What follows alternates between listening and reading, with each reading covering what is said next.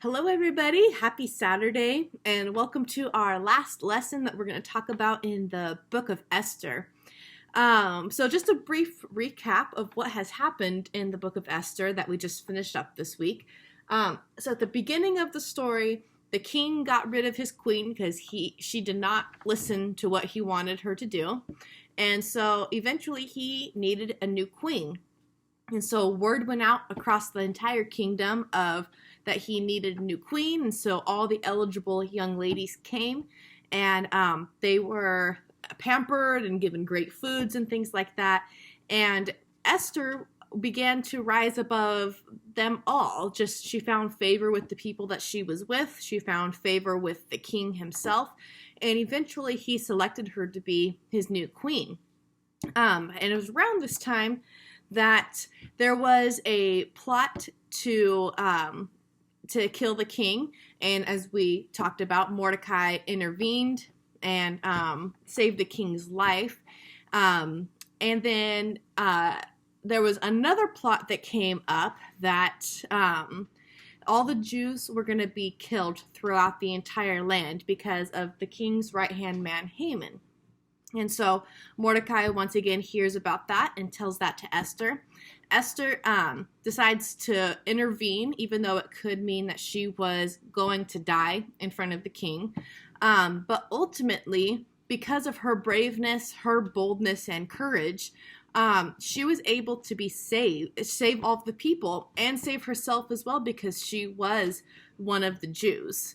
And so Esther was just a person who God had placed in the right place at the right time.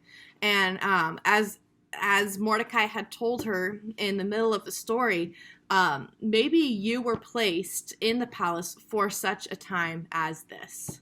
Yeah, so now the book is called Esther, but a lot of what's happening throughout this book actually is really what Mordecai is doing. Mordecai seemed to be, a God-fearing Jew who was taking care of Esther before she became queen, who then was around and helped guide Esther at different stages.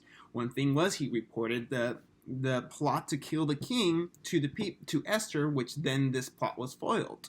And then he was able to encourage Esther to take the steps forward. So he has an amazing role, and the whole book even ends with what he did for the Jewish people after this whole plot was foiled and after all of these people were saved. This is really two contrasting roles, where Mordecai wasn't, the queen, wasn't someone of great stature, but he did what was right where he was at the moment.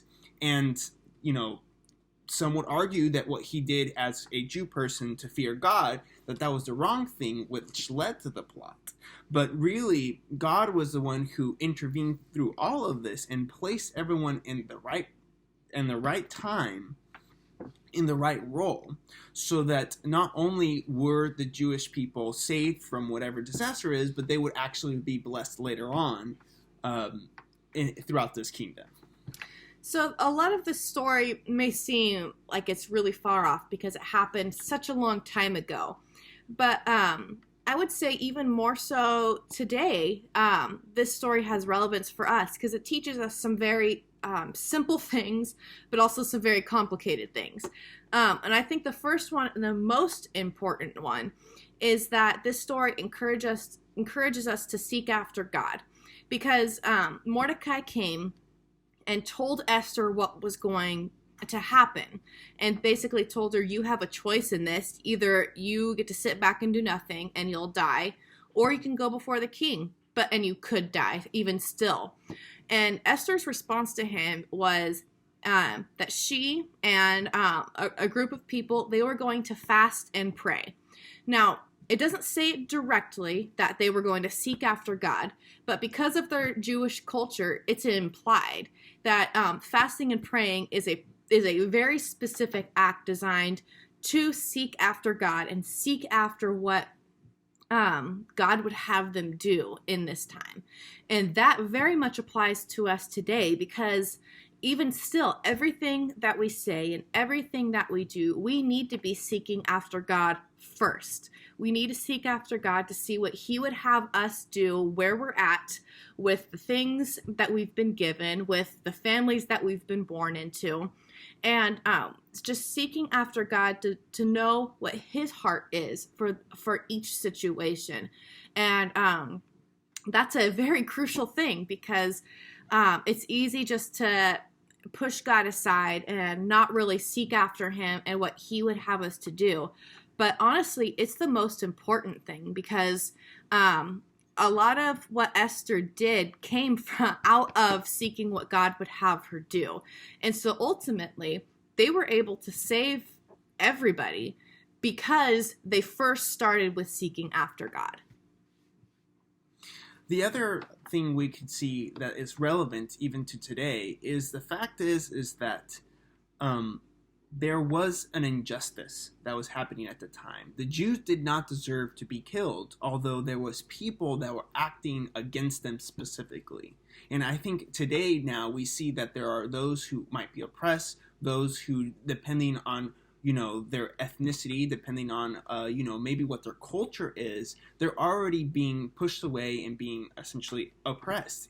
And really, those things people should act upon and do what is right where they are today, and not let these things happen. Because what would have happened at the time is that either Mordecai or Esther, if they wouldn't have acted, we may not know the whole details of everything, but it could have meant the death of many, many people.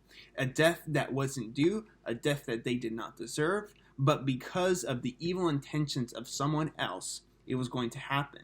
So we should be people who would want to stop evil, and again, seeking God to do the right thing. These things happen today. Maybe it may not be the death of a whole a generation, the death of a whole group of people, but even the small things should be addressed. And to that, though, there are different roles that we play. I mean, we see this in the story with Esther and Mordecai. They both have very different roles. Mordecai played a role more behind the scenes. He served kind of as an informer to Esther, of letting her know what was going on in the kingdom. And so he wasn't one making rules or anything like that, and he wasn't really in a position of authority even, but he still knew what was right, and he still told the one person who probably could have made a difference at that time. And we see Esther had a very significant role because she was the queen, and she may not have been able to make the rules or anything like that, but it had been throughout the entire process that she had found such favor with the king that she was in a perfect position, that she was probably the only one who could have spoken these words to him and told him about the injustice that was happening in the kingdom. And so it was because of her leadership and the role that she was placed in that she was able to have such a huge effect. And so it doesn't matter what your role is in the story. It doesn't matter if you are in a position of leadership or if you're more a person in the background supporting other people. The point is, you have a role in what's happening in our world today. You have a part in speaking out against injustice, and you have a part in seeking after God to know what it is that you need to be doing within your own life. And so this story has a lot of relevance for us. And so I would just keep encouraging you to continue to seek after God. Continue to speak out against injustice, even if it's uncomfortable, even if it could potentially get you killed. You still have to speak out against injustice, because that is part of your role, no matter what the end role is, whether you're in leadership or if you're not in leadership. So just to really put some points, if you see some injustice happening around you, what you first should do is seek God, because God really can see the same thing, and He wants to stop things from happening. So whatever it is, wherever you are, seek God and His help which could also include seeking the guidance of godly people or people who also are seeking God.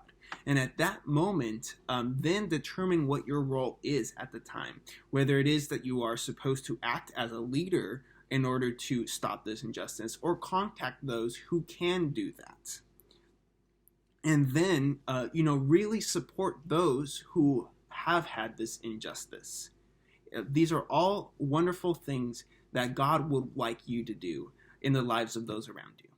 And if you still have questions about that, you can always come talk to us about things like this, to where we may not have all of the answers, but we can help you and help point you in the right direction of this, because we want to help you with the role that you have in what's happening in our world today.